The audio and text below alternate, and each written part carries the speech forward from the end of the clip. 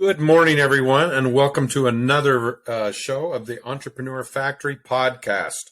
You have both Boyd and Jim in the house, and we've got an interesting topic today.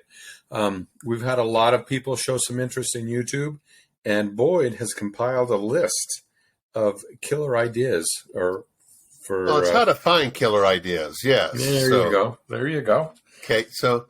Shall we just get right into it? Well, either that or I can introduce you, and then you'll introduce me, and I do want to. No. Okay, I do want to just let everybody know that this is a audio podcast, and we see each other when we're doing the actual recording. And Boyd dances during the intro music. I just want everyone to know that. You know what? You want to know something funny? I actually take our podcasts and I put them on YouTube.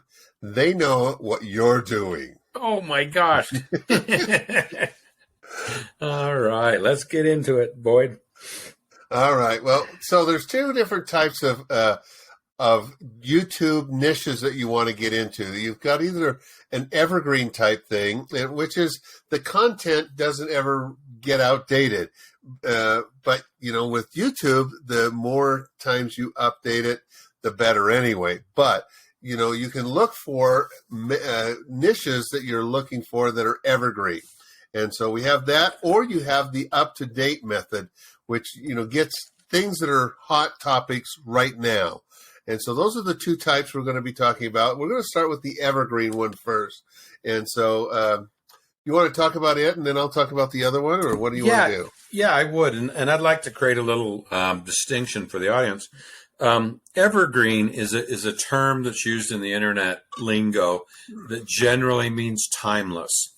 So if you have evergreen searches or evergreen content, that's timeless content. Many of you have heard me speak about this before.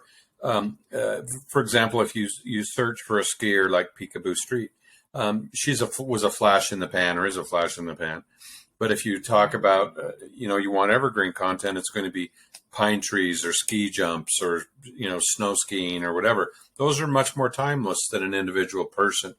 So the evergreen stuff that we're going to talk about is how to find evergreen content on YouTube. Well, the niches that you would go into. Exactly, the niche. The very first thing on our list here is that you have to go to YouTube. Duh. So you conquer that, and then you find the search bar at the top of the page. You type in a keyword or a search term that's going to be related to the niche that you want to jump into. You're going to find top suggestions or terms that will be relevant to what it is you're looking for. And then you start going through the top ranked videos. And there's going to be many. I mean, YouTube, there's literally hours of video that's uploaded every minute. So when there's so much content being loaded or put into that situation, you're going to get a lot of videos. Even if you get a pretty specific, lengthy keyword, you're going to find a lot of information.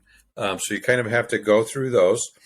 And then you find people that are commenting or talking about the very specific problem that you're trying to resolve. Of course, you'll want to make a note of who the website is and what the solution was and what problem it was that they solved for you. So keep track of that. You might actually want to start following very specific people or channels. I know there's a couple. When I was building my house out, finishing my basement, there was a couple of construction sites that handyman is what I want to say, that gave me tips. So, you can find something like that and start to follow them if you like. And then you can recreate that sort of thing in your own words and rinse and repeat and try it all over again. Okay, and one of the key things I wanted to mention real quick with this is when you're going into YouTube, go into a new YouTube channel not your YouTube channel, because if you go into your YouTube channel, the search bar at the top only searches your stuff. So you've got to go to a brand new YouTube. I guess you're trying. I guess we call it an occurrence. Occurrence. That's the word I'm looking for. Mm-hmm. I was thinking, on your URL, you put your URL in separate. You can even be in on another window. You're in YouTube in your channel, but go into it separately. That is one of the big things you want to do. If you're really crazy, then use your VPN and serve privately. So yes, VPN or even a incognito. Yep, we'll do it too. So anyway, that's a good way of finding some evergreen things, and because it's going to show you all the things you saw. Now I'm going to show you some that are a lot more what they call up to date. I'm going to call it trending. So it's the trending method, and this is where things are always changing, evolving, and you're going to, if you've got something you want to get into there, it's going to give you much more of an immediate rush of traffic, but sometimes you're really competing with a lot of companies too, or a lot of other people. So of course you go into YouTube, and again, make sure that you're in a YouTube channel that is just a viewing channel, not your own content channel. Go to the search bar and you again put in the keyword in your in the niche you're trying to get into. Now, there's a few things you'll get the same things you got before, but now above all the ranked videos and ads, find or click on the button that says filters. And it's below the search box. And then you set the upload date to this year or whatever you prefer. And there can be several options in there depending on the type of what niche you're going into. Some of them will be as crazy as a month ago. Others are 3 years ago. And so you can see all kinds of different things. So go in and decide how relevant and how urgent it is. Now, once you're able to see that, and you're going to be seeing, if you choose a year, you're going to see everything that came in the last 365 days, 1 year. Okay, and that's a good thing. Now, this narrow focus is only going to give you the newer content. So there might be something older that maybe you want to update. And that's another thing you can do, is update to being a newer, more up-to-date method of doing whatever you're looking to get into the niche of. Now, by doing this narrow focus, it's really, really important that you find that the content that you're looking for in that niche. So one of the things that is very important at that point is using some long tail keywords that'll narrow your results even more. And then you can get it down to, in fact, I was looking at this the other day and trying it out and checking it. And sure enough, I went into automobiles, and then I got to Ford Mustang convertibles. Well, once I get it down to there, then I can even get longer and drive that traffic down. And so the key is you don't want to get it too narrow, but you don't want to be so broad that you're competing with 100,000 other people who's posting that type of content. In my field, which is social media marketing, there is lots and lots of them. And a lot of them are really brand new. So you've got to use the long tail keywords to really bring it down to where I need it to be. You may need to as well. Now, when you go through the videos, this is a key thing on both of these. You will find the comments from people that are thanking the video creator for correcting or solving their problem. Now, sometimes it's not even a problem. Sometimes it's giving them how to do something better, how to update something, how to be more whatever it is they're trying to do. But find those comments that are thanking them. Then, as you're reading those comments, that's when you note what the problem is and how it was solved by this person. Now, maybe they just simply say they solved it, so watch the video. and you can tell how what that was that they were, what the problem was, and how to solve it. Now, once you've got those notes down of what the problem is and the solutions, then you can create it yourself. And that's a good thing. Now, one other thing I'm going to give you as part of this, and we have a little bit of time to do that, is one of the things that I have found that really works well is using what I call a case study program. So, and it's not really a program, it's just the program that I use. When you do a case study, it outlines a problem in much more detail. But see, the key is you're telling about a company or something, or even yourself, that's had this problem, and you talk about it in detail. And I was having this problem. I couldn't get past it. I didn't know what to do. Then that's step one.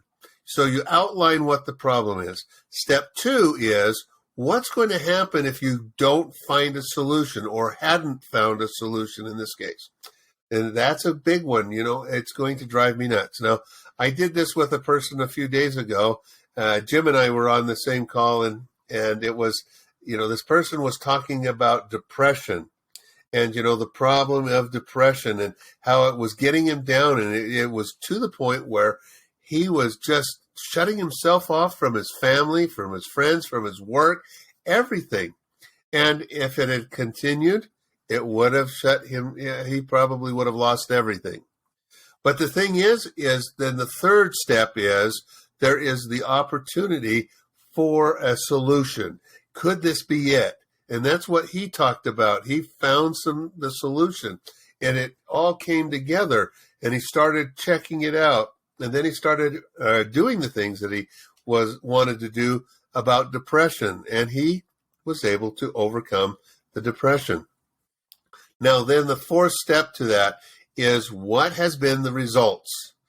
This is a great way of, on YouTube, if you're looking at a lot of things that are on there, they use this case study formula to do it all the time, because it really helps you understand, I have that problem. Oh, yes, that could be the outcome I might experience. Oh, there's a possibility, and then what that solution did to enhance your life because he took advantage of it. So that's one of the things that I always recommend looking at when you're creating some videos that are going to be like how-to or other things. Now, sometimes how-to is, you just take the wrench and you take this off and you do that. Well, that's fine. But if you're looking to do something where you're finding a problem and you're working through it, this is a good formula to use. Tim? That's great information. And there's so much stuff that's being put on YouTube. I want to emphasize that a little bit. And it doesn't matter whether you're working on a chainsaw or your social media. I guarantee you're going to be able to find something that's there. The one little caveat that I would add, when I was working on my chainsaw, the guy had a big beer there and kept drinking it. So I didn't trust anything he had to say. So, make your appearance credible, make your topic credible, and make your whole channel credible, and you'll get followers. Ask people to follow you, and you'll get great results. There's a great benefit with using YouTube. One of the last things I'm going to tell you is, always at the end of your video, ask people to subscribe to your channel. Exactly. And make sure that they click on the bell, because the bell, what it does is it notifies them when you upload a new video. And now, if you're putting up several videos that are all going to kind of link together, this is a great way to make sure that they know about it. And it's a great one to use. So be sure to add that at the end of every one of them. So while you're on here, and if you're on YouTube, I want you to subscribe, and I want you to click the bell. And every time we upload something, you're going to be able to hear that we've got it out. Okay? Absolutely perfect. So thank you very much. That's a wrap today. That's a wrap. We'll talk to you again. Bye. Thanks, everyone. Bye-bye.